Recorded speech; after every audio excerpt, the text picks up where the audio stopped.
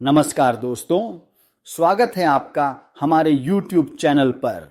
आज हम एक ऐसी घटना की बात करेंगे जिसने पूरी दुनिया पर सुना गया कि इसका असर भारत तक भी पहुंच गया। जी हां, हम बात कर रहे हैं इथियोपिया के हेयली गुब्बी ज्वालामुखी विस्फोट की, जिसने राख और गैसों का इतना बड़ा बादल बनाया कि वह भारत के आसमान तक गया। आइए जानते हैं पूरी कहानी शांति से, तथ्यों के साथ। अब ये वीडियो देखें। इथियोपिया में हुआ सबसे बड़ा ज्वालामुखी जो 12,000 साल पुराना था, जो कि एकदम विस्फोट हुआ, जिसकी ज्वाला इंडिया में दिल्ली, राजस्थान और गुजरात से होकर गुजरेगा और भी ज़्यादा प्रदूषण हो रहा है। पता चला कि घटना क्या है। 23 नवंबर 2025 को इथियोपिया के अफर क्षेत्र में स्थित हेली गुब्बी ज्वालामुखी में विस्फोट हुआ, जो कि लगभग 10,000 साल से सोया हुआ था। इस विस्फोट से राख और धुएं का गुब्बार आसमान में बहुत ऊंचाई तक, लगभग 14 किलोमीटर 45,000 फीट तक गया। हालांकि लावा नहीं फैला, लेकिन राख, सल्फर डाइऑक्साइड SO2 और छोटे छोटे चट्टानी कार कांच के कण वायुमंडल में गए। राख और गैसें भारत कैसे पहुंची? विस्फोट के बाद राख बादल हवा की ऊंची परतों में सैटेलाइट तस्वीरों में दिखा।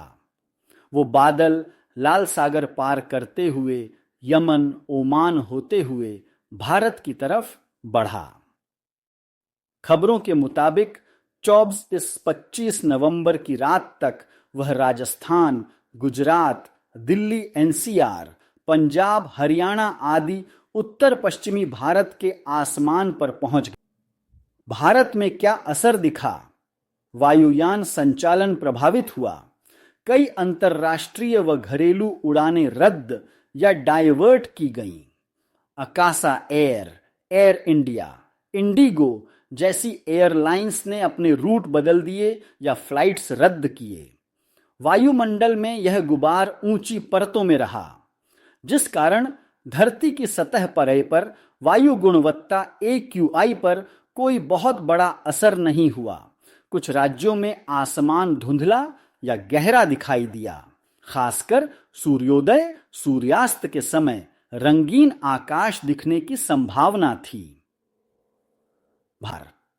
विशेषज्ञों और अधिकारियों का कहना।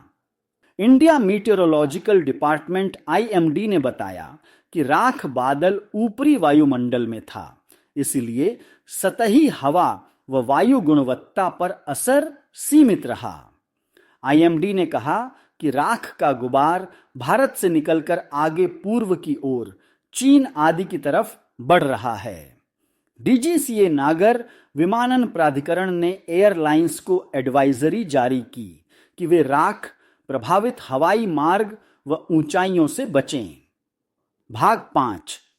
अभी तक क्या स्थिति है एंड आगे क्या हो सकता? 25 नवंबर तक IMD की जानकारी के अनुसार राख बादल भारत से बहकर निकल गया है, यानी फिलहाल भारत में कोई खास खतरा नहीं बचेगा।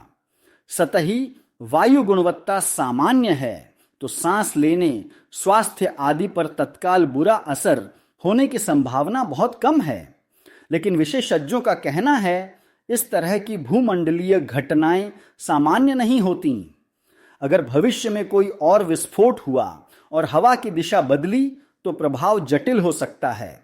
इसलिए पर्यावरण, वायु गुणवत्ता, जलवायु प्रणाली पर नजर बनाए रखना जरूरी है। आउट्रो 5 तो दोस्तों, यह था पूरा सच।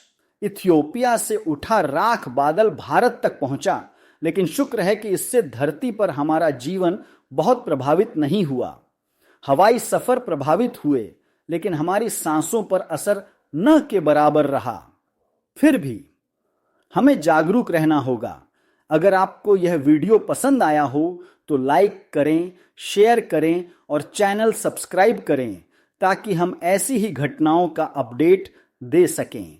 धन्यवाद।